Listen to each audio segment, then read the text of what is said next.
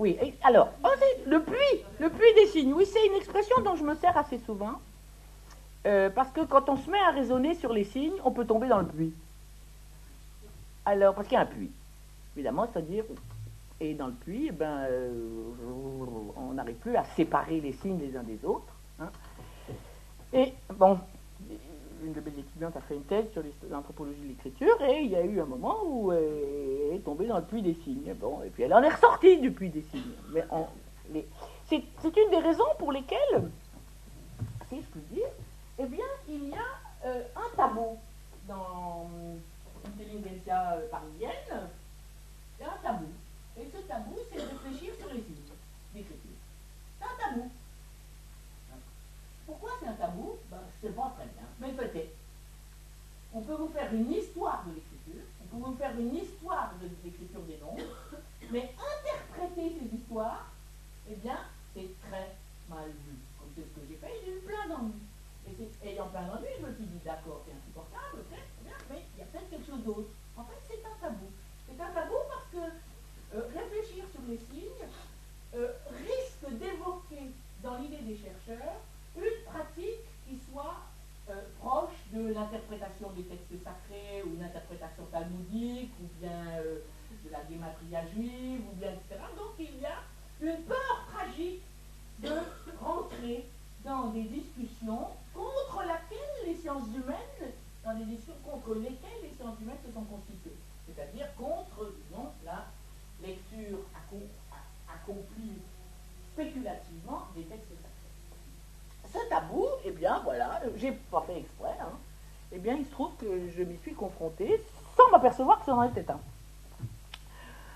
Mais ceci nous apprend quand même des choses sur le fait que sans écriture, il n'y aurait pas de science quand même, hein, pas beaucoup. Pas beaucoup. Hein. Et d'une certaine façon, il y a dans les sciences humaines et dans les sciences en général une grande difficulté à raisonner sur leurs conditions de possibilité. L'écriture, c'est une condition de possibilité de la science. On ne fait pas la révolution en disant ça, hein? Ah, vraiment pas, hein? Mais curieusement, pourquoi diable y réfléchit-on si peu? Bon. Nous allons donc voir l'invention de l'écriture des langues en Iran et en Irak, hein, au 4e millénaire avant notre ère. D'accord? Je ne vous raconte pas tous les phénomènes socio-historiques qui sont autour, sinon c'est un peu lent. Au demeurant, si vous voulez des précisions, je peux vous les donner. Où est-ce que ça se passe? En Irak et en Iran.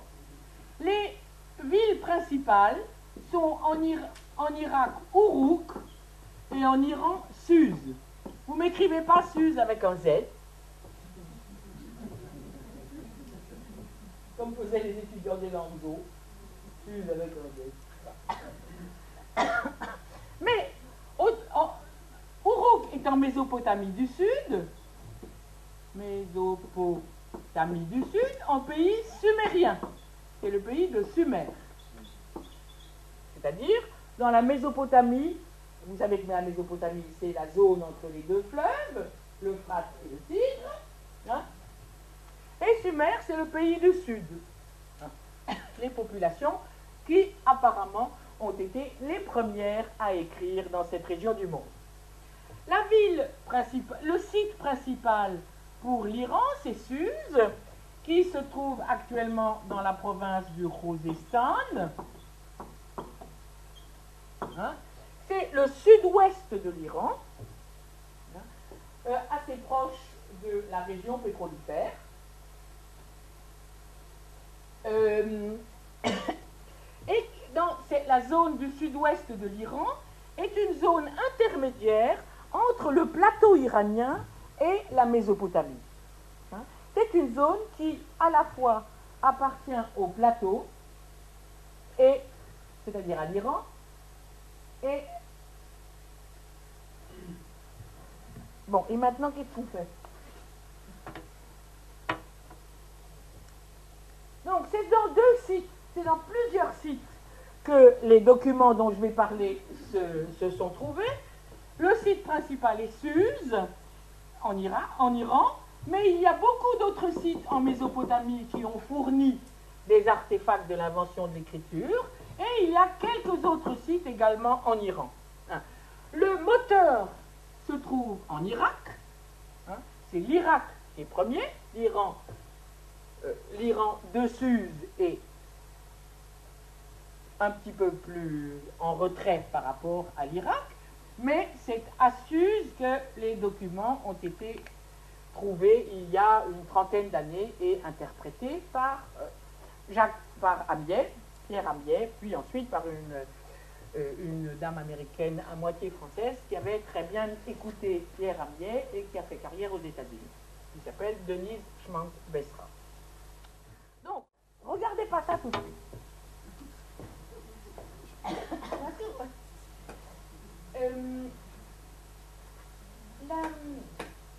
L'invention de l'écriture au sens général dans cette région du monde est une invention d'origine comptable.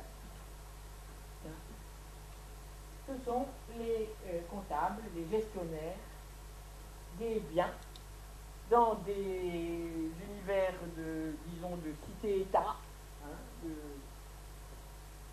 d'organisation sociale intégrée entre le politique, le religieux, l'économique, le rituel, etc., où les biens sont stockés et redistribués. Dans des temples ou à partir de palais ou de temples, n'entrons pas dans les détails. Ce sont donc des cités-État, le concept dont se sert d'habitude, c'est-à-dire des organisations sociales où différencier l'économique du politique du religieux, nous le faisons par nécessité, mais ne se fait socialement pas dans cette période-là. Donc, les premiers artefacts qui existent depuis très longtemps sont des calcoulis. Ce sont des objets qui ont été fabriqués en pierre ou qui ont été fabriqués en argile. Quand il s'agit de l'argile, c'est roulé dans la main, et à quoi on donnait des formes précises. Ici, vous avez un disque, une bille, un cône et un bâtonnet. Il y avait d'autres, il y avait des grands cônes et des petits cônes, il y avait des disques, c'est-à-dire des ronds aplatis, il y avait aussi des formes qui ressemblaient à des vertèbres, etc. Plusieurs. Ces objets sont des calculis, c'est-à-dire qu'ils manifestent un nombre. D'accord? Ils matérialisent un nombre. Il n'y a pas de chiffre dans cette affaire. Un nombre, c'est-à-dire une entité arithmétique. Probablement que le bâtonnet manifeste l'entité arithmétique 1 et que la bille manifeste l'entité arithmétique 10 et peut-être, c'est pas sûr, le cône, l'entité arithmétique 60. En Mésopotamie, les Mésopotamiens se servent d'une base numérale 60, hexagésimale. Quelle est la base numérale dont nous nous servons? La base décimale. Nous multiplions les nombres nous produisons des nombres à partir de la base 10, et nous produisons avec ce même outil des noms de nombres. Car une base numérale est un outil arithmétique pour produire des nombres et un outil linguistique pour produire des noms de nombres. D'accord? Ce n'est pas seulement un outil arithmétique. Parce que vous ne pourriez pas avoir une infinité de noms de nombres alors qu'il y a une infinité de nombres.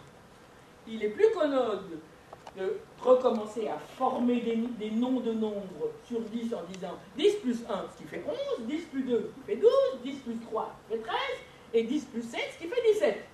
Vous pigez ce que je vous raconte, c'est-à-dire qu'on forme non seulement des nombres, 10 plus 7, mais en plus des noms de nombres. Bien.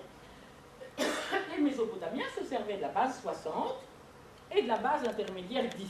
En Iran, ce n'est pas le cas, ils ont essentiellement la base décimale, 10, et dans certains cas, ils empruntent la base 60 aux Mésopotamiens. Je vous signale à tout hasard que la base 10, qui est la nôtre, n'a été imposée que par la Révolution française, à partir des années 1790, Jusque-là, pour les mesures, on fait la base 12. Et on a gardé la base 60 pour l'heure, les grandeurs du cercle et de la sphère. Tout ce qui, en quelque sorte, dans notre imaginaire, est circulaire. Rond, circulaire, sphérique. Et cette base 60, elle vient de Mésopotamie. Par la Grèce, elle nous vient de Mésopotamie. Nous sommes, en matière de calcul sur base 60, les héritiers directs des vieux savants mésopotamiens.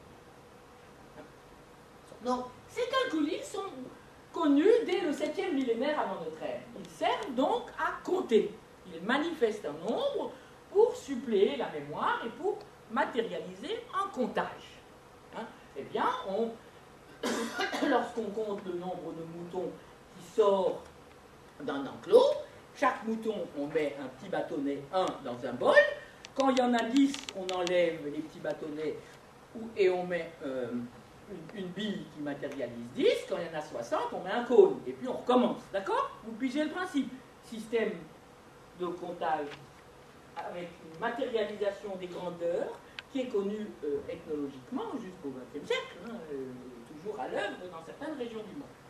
Ces calculs, donc, ont une grande antiquité quand ils apparaissent dans l'invention de l'écriture. On va voir si ça marche. Parallèlement à ces usages de calculi, se produit dans l'histoire mésopotamienne et iranienne, en même temps que l'invention de l'écriture, l'utilisation de jetons. Ce sont des petits objets en argile, cette fois-ci, fabriqués de main d'homme, dont certains représentent des choses que l'on reconnaît. Vous reconnaissez à droite une tête de bovidé, sans cornes. Et maintenant que vous savez que les Mésopotamiens comptent sur base 60, qu'est-ce que c'est que ces 6 trous?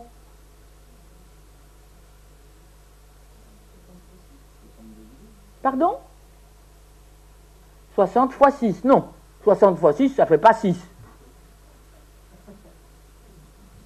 Mais 60 divisé par 10. C'est une sixième, c'est-à-dire le dixième de 60. Donc le jeton, avec la tête de bœuf et les 6 trous, les 6 points, matérialise quelque chose comme idée de bovidé et idée de 6. Et idée du nombre 6. Au milieu, vous avez quoi comme jeton représentant quelque chose? Un quoi? Une jarre fermée avec son bouchon et sans point. Et à gauche, non, ça pourrait être un croissant, ouais, il manquerait un peu de cornes ce croissant, mais bon, ouais. C'est un objet ne représentant rien, qui il représente peut-être quelque chose pour les Sumériens, mais rien pour nous. D'accord? Nous ne pouvons rien lire comme référence connue. Peut-être que pour les Sumériens c'était quelque chose, pas pour nous. En tout cas, il est différencié par ces 3 traits dessus. Ces jetons circulaient au même temps, grosso modo, que les calculis au moment de l'invention de l'écriture. Et nous n'en connaissons pas tout à fait le rôle, mais on voit bien qu'il y a l'idée d'un enregistrement d'une denrée et d'une quantité. Vous comprenez? Hein?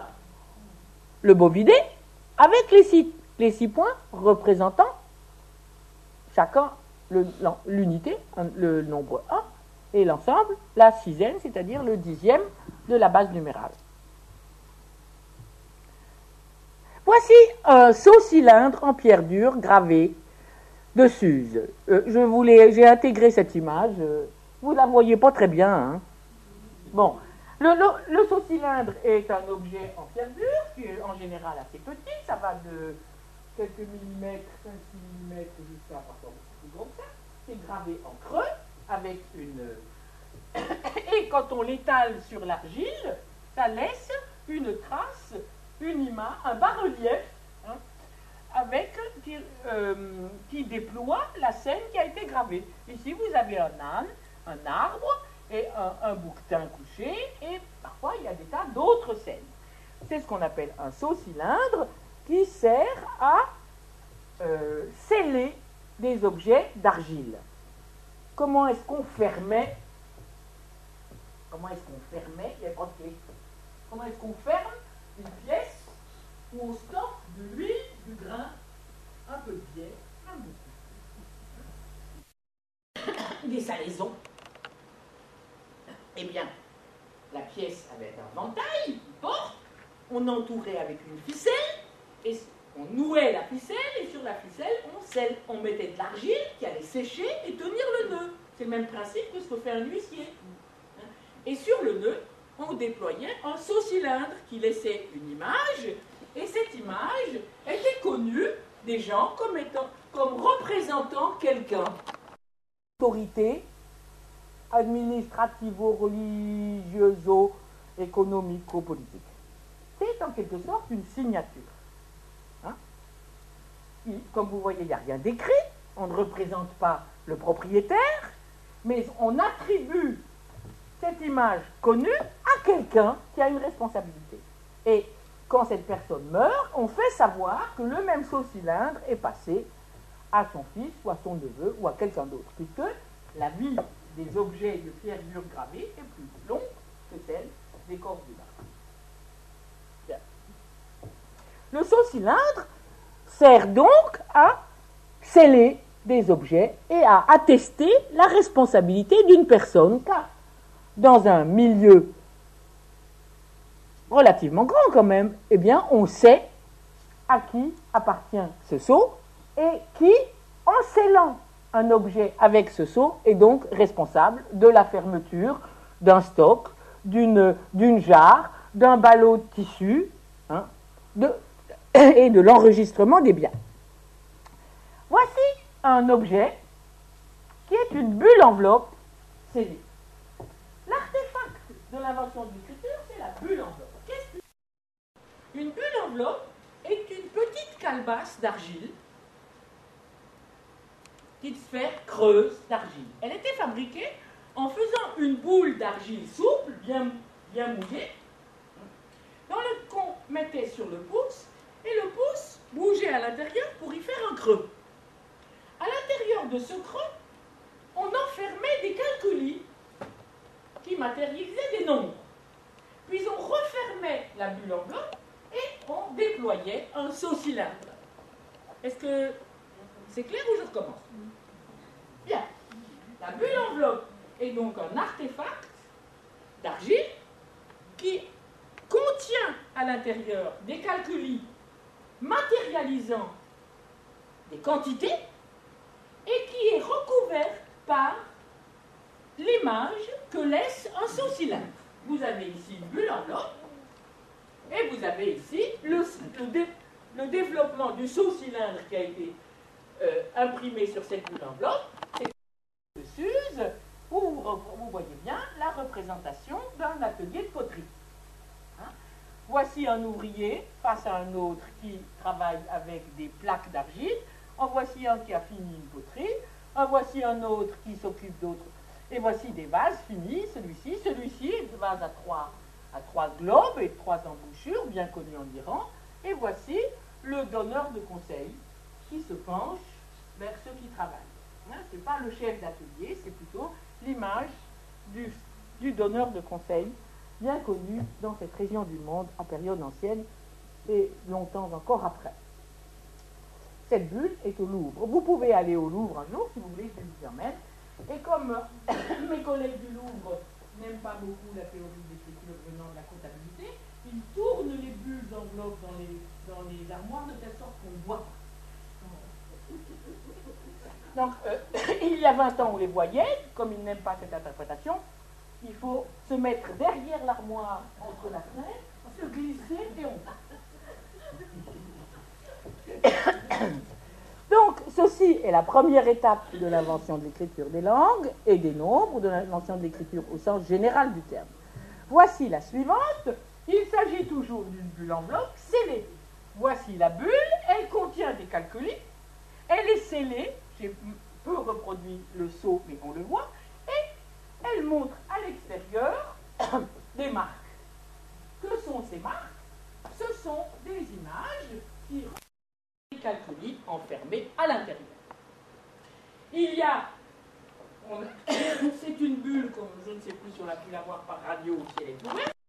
À l'intérieur, un grand cône qu'on appelle un cône perforé, sur lequel il y a une marque. Ce grand cône a une marque à l'extérieur. Il y a trois petits cônes, représentés ici avec des enfoncements un peu plus grands, et trois disques représentés ici par des enfoncements plus petits. Eh bien, les signes sur la bulle, ce sont des chiffres.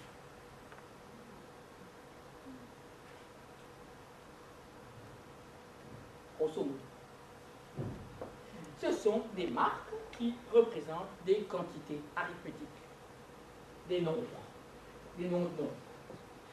Vous remarquez bien que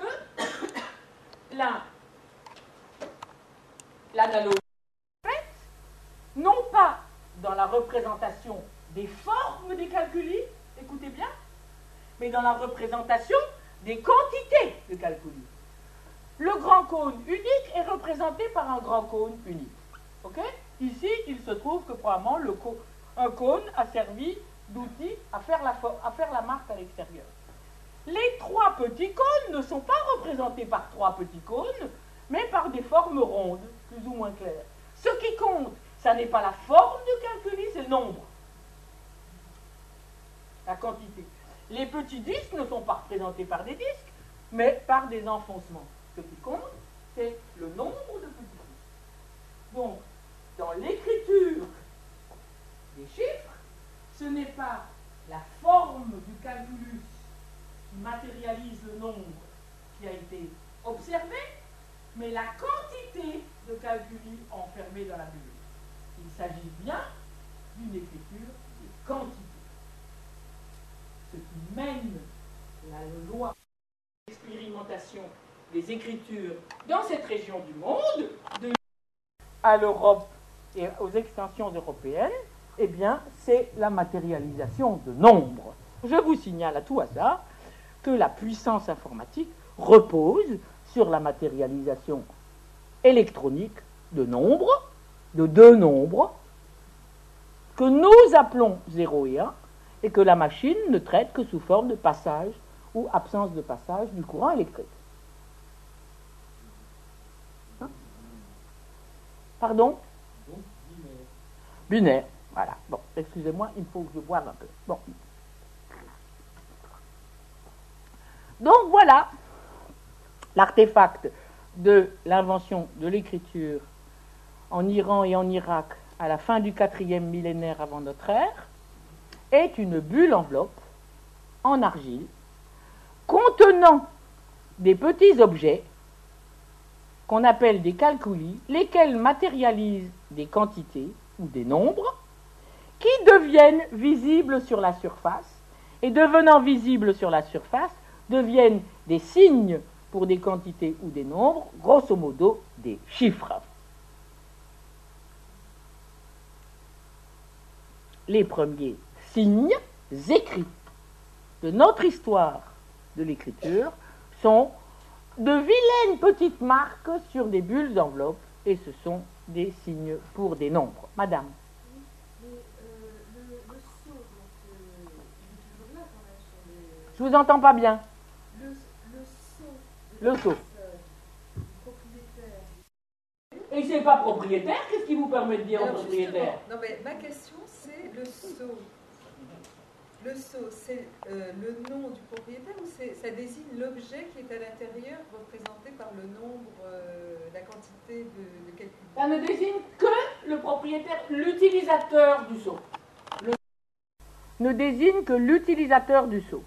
L'image qui se déploie sur la bulle enveloppe n'a rien à voir avec la transaction, avec les biens. Vous pouvez avoir un sceau où on a un atelier de poterie et la transaction n'a rien à voir avec la poterie. Mais alors, est-ce que ce sceau-là a à voir avec le nom de la personne? J'en sais rien. C'est parce qu'il n'y a pas d'écriture. Hein. Ouh. Oui, comment je le saurais? D'accord? Non, ça n'a pas à voir avec le nom. Ça a à voir avec le choix qu'il faisait du sceau dont il se servait. Je veux dire, bon, il y avait certainement des les images représentées ne sont pas les mêmes en Iran et en Irak. Les Iraniens sont bien meilleurs artistes que les Mésopotamiens dès le départ. Les Élamites, sur le plateau, c'est beaucoup plus beau qu'en Mésopotamie. Ça continue. Bon. La peinture élamite sur vase au 4e millénaire est une merveille absolue. C'est une page de l'histoire de la peinture. Et les sceaux sont beaucoup plus variés en Iran qu'en Mésopotamie. C'est assez différent. Maintenant, qu'est-ce qui faisait que tel sceau appartenait à tel personnage plutôt qu'à tel autre au 4e millénaire? Je n'en ai pas d'idée. Ce qui est sûr, c'est qu'il n'y a pas de relation entre l'iconographie du sceau et la nature de l'enregistrement des biens. Non. C'est pas parce qu'on a un sceau où il y a des poteries que l'enregistrement de la chose, c'est des poteries. D'accord? Bien. Donc, bien évidemment, nous ne savons rien du tout des biens dont il est question dans cet enregistrement comptable, car c'est un enregistrement comptable dont il s'agit. Il s'agit de dire, eh bien, du bien grand X, on a eu telle quantité. Quoi, telle quantité? Est-ce qu'elle a été reçue par les stocks de la ville, ou est-ce qu'elle a été distribuée par les stocks de la ville, ou est-ce qu'elle a été passée d'un endroit de stockage à un autre? Nous n'en savons rien. Nous ne savons ni de quel bien il s'agit, ni de quelle transaction il s'agit. D'accord? Il n'y a pas d'écriture.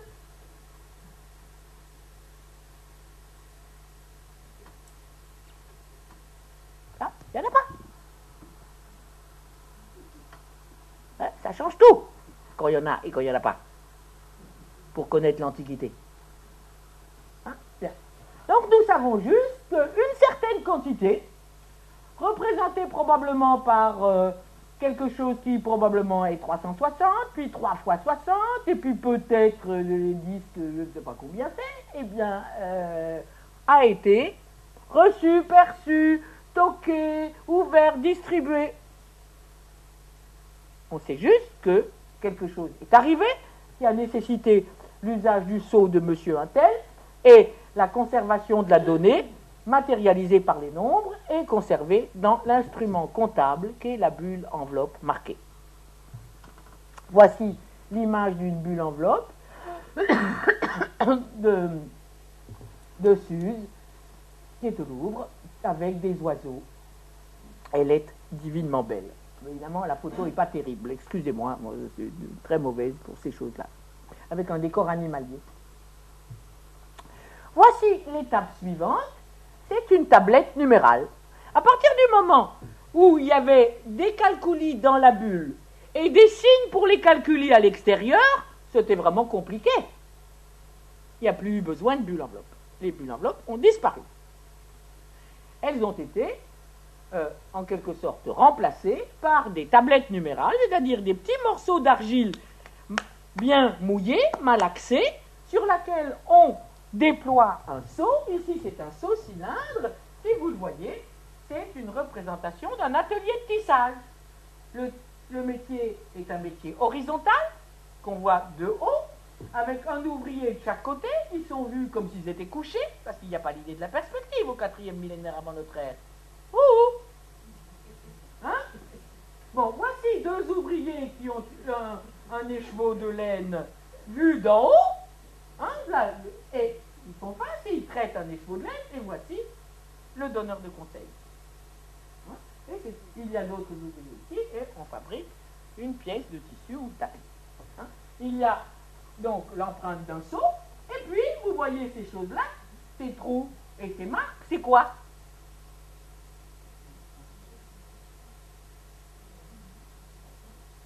C'est dur, hein? Comment? Le nombre, la quantité. Non. Les chiffres. Les chiffres. Des signes pour des nombres. Bah oui. C'est pas terrible, hein, comme. Eh ben, c'est de l'écriture. signes pour les nombres. Voici donc un texte écrit. Hein? C'est un texte, ça. Même s'il n'y a écrit que 3. Hein? Ceci est certainement 1, ceci aussi. On voit que les trous. C'est un texte. Hein? Admettez. Parce que vous comprendrez comme ça comment la monnaie est un texte. La monnaie, c'est ça. Voyons. Vous avez la bobine de quelqu'un, ou bien la figure de l'Europe, et puis un nombre. Vous avez quoi d'autre? C'est un texte. Une monnaie, ceci est un texte. Pas la même ambition, hein. Ce sont des textes. Hein. Et après, on admet plus volontiers que ces choses-là est un texte. C'est une tablette comptable Bourouk, elle est en pierre et non pas en argile, celle-ci qui est une des plus jolies. Le champ est divisé en deux par un trait horizontal, le champ du haut est divisé en cases, et vous avez plusieurs enregistrements comptables avec deux types de signes. Des signes, vous préférez que je prenne cet admirable bâton. Voici le bâton. Ceci est un signe, hein, c'est un code, hein, qui représente un nombre, et ces choses-là sont des signes pour des éléments de la langue, c'est-à-dire des caractères d'écriture de la langue. Hein. Ici, on reconnaît c'est un pictogramme pour la main, hein, qui en sumérien se dit chou. Et ici, vous avez des pictogrammes qu'on reconnaît bien pour le grain, qui se dit ché. Et puis en bas, eh bien, un ensemble de signes pour la langue, qui ne sont pas très bien interprétés, dans lequel on reconnaît cet objet-là, hein, qu'on a longtemps pris pour un sceptre, et qui est un chasse-mouche. Et le symbole de la puissance sacrale et politique en Mésopotamie. Ceci est probablement lié au dieu Enlil, etc. Voici une tablette comptable où il y a eu des choses matérialisées par 60 qui ont quelque chose à voir avec les grains, c'est-à-dire des quantités de grains qui ont été soit stockées, soit distribuées, soit comptées, soit transportées, soit échangées, on ne sait pas, hein, par une autorité, peut-être le temple, une autorité politique et sacrale, liée au dieu Enlil, et en tout cas qualifiée par l'adjectif gal, que l'on traduit par grand, et qui est représenté par un chasse-mouche. Hein? Voici, vous comprenez bien que ceci est une tablette comptable, où on voit l'autorité et les différents comptes. D'accord? C'est un texte, avec des signes pour les nombres, des chiffres, et des signes pour les éléments de la langue, dont certains sont reconnaissables, et c'est pourquoi on les appelle pictogrammes, et dont les autres ne le sont pas. Ceci, je ne sais pas ce que c'est. Il y a des signes, caractères ou des éléments de la langue. Bien.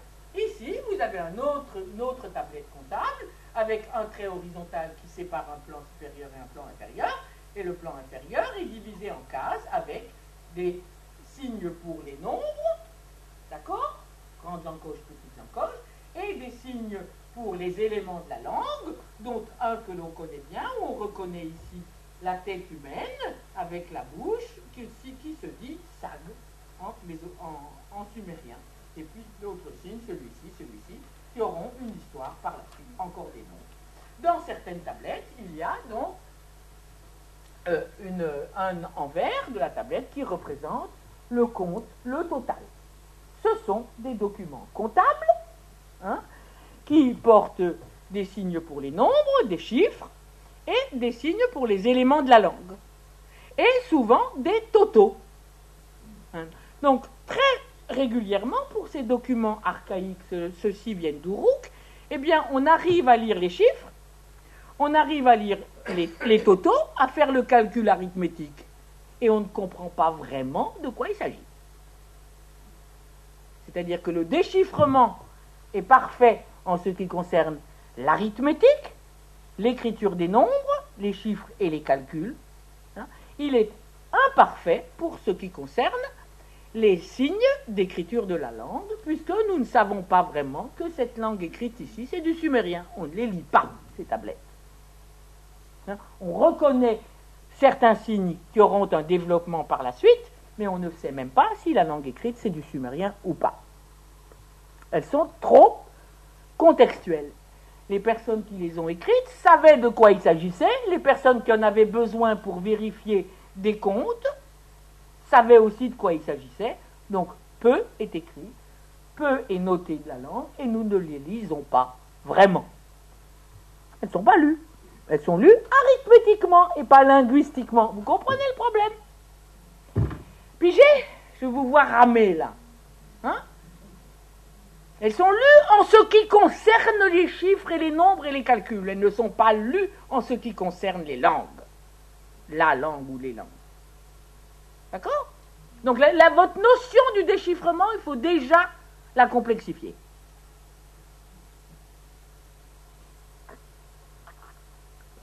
Bon. Oh, c'est pas ça que j'avais mis, moi. Hein? Qu'est-ce que c'est? Oh, mon Dieu! Comment on peut faire plus petit? Bon.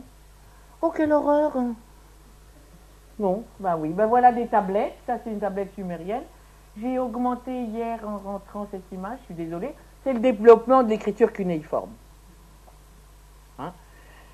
Le développement de l'écriture cunéiforme. Je suis désolée de vous donner un truc qui est aussi moche que ça. Sur l'écran, là, ça fait un très très beau tableau de Mondrian. Bon, voilà. Ça, c'est une tablette cunéiforme sumérienne. Ça, c'est au musée de Berlin. Du 3e millénaire. Ça, c'est du 2e millénaire. Bon, excusez-moi. C'est le développement mésopotamien de l'écriture cunéiforme. Voici une tablette proto-élamite d'Iran. Hein. Vous voyez qu'il y a des encoches longues. Vous les voyez, les encoches qui ressemblent au calculus qui matérialisait 1. C'était le bâtonnet. Hein. Et ici, vous avez des encoches rondes, enfin des trous, disons, des marques rondes, circulaires et profondes qui matérialisent un nombre. Ici, encore d'autres. Hein. Et donc, ce sont des chiffres. Voici des chiffres. Ça, c'est des chiffres. Et puis, à côté, eh bien, des signes pour des éléments de la langue. Hein. Voilà. Voilà. Voilà. Ici, là, qui sont des signes pour des éléments de la langue, non des chiffres. Hein. L'Iran a produit une écriture autonome élamite. Les élamites sont les populations d'Iran, avant que les Perses ou les gens de langue indo-iranienne, de langue iranienne, ne recouvrent les populations anciennes. Les Iraniens proprement dit, qui ont baptisé ce pays Iran, c'est-à-dire le pays des Aryas, sont arrivés à la fin du 2e millénaire avant notre ère et ont pris culturellement le pouvoir à partir, disons, du 5e siècle avant notre ère, jusqu'à ce que les langues des populations précédentes disparaissent et soient recouvertes par la famille des langues iraniennes et un groupe des langues indo-européennes. Et surtout, le groupe cousin des langues de l'Inde, le sanskrit,